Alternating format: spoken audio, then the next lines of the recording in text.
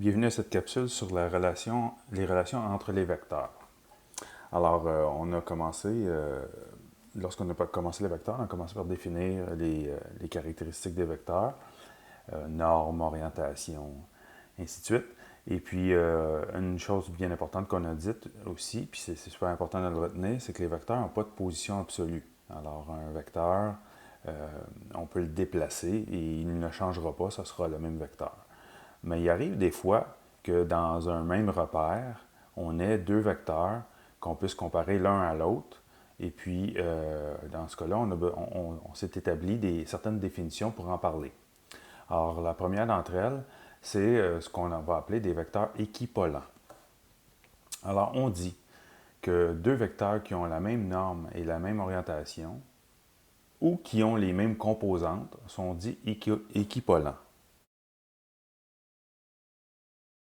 Par exemple, les deux vecteurs représentés ci-dessous, le vecteur EF et le vecteur AB, sont tous deux équipolants. Ils ont la même norme, la même orientation, donc un angle de 326 degrés. Ça fait en sorte qu'ils pointent forcément dans la même direction. Ils sont équipolants. On pourrait aussi l'écrire sous la forme de leurs composantes. Par exemple, on pourrait dire qu'un vecteur V de composante 3 moins 4 et le vecteur W de même composante 3 moins 4, bien, les deux vecteurs sont équipolants. Deuxième définition. Deux vecteurs qui ont la même norme, la même direction, mais de sens contraire sont dits des vecteurs opposés.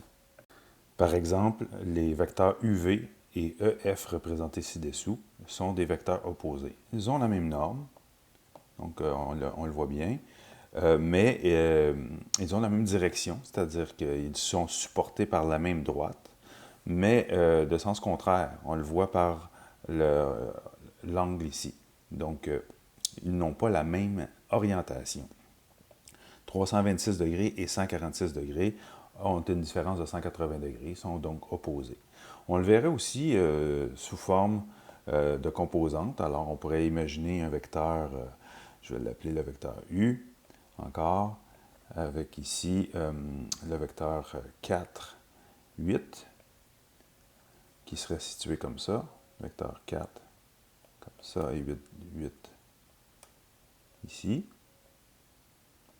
Et là, j'aurai un vecteur opposé, je vais l'appeler S. Et cette fois-ci, ce serait dans la direction opposée. On aurait donc le vecteur moins 4, moins 8.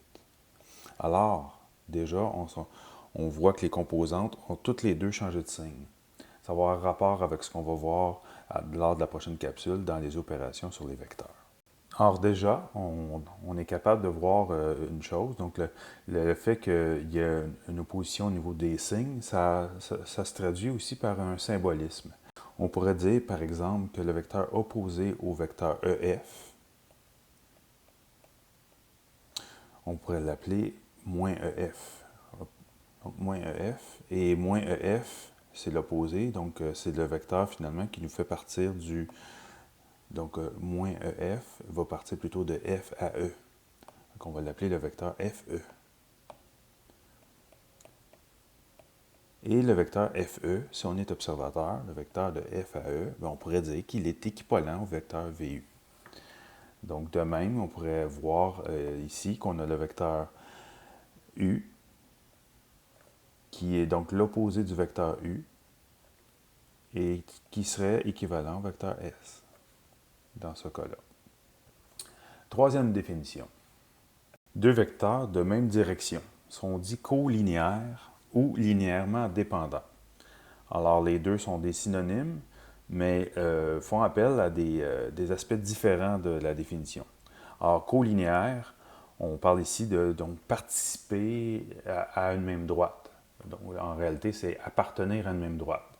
Et linéairement dépendant, c'est que les deux dépendent d'une même droite. Mais on peut aussi dire qu'ils ont une relation l'un par rapport à l'autre. Les deux vecteurs sont sur la même droite.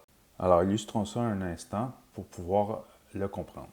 Je me suis donné une certaine droite, une droite D, et on va aller imaginer là-dessus qu'on a un vecteur. Ici, que je vais appeler le vecteur U, et un autre vecteur, qui peut être dans le même sens ou le sens opposé, ça importe peu, mais ils ne sont pas nécessairement des vecteurs opposés. Alors ici, je vais l'appeler le vecteur V. Tout ce qu'on peut dire, c'est que les deux appartiennent à la même droite. Donc, ils ont la même direction. Donc, on est capable de voir soit ils ont exactement la même orientation, ou alors ils ont 180 degrés de différence.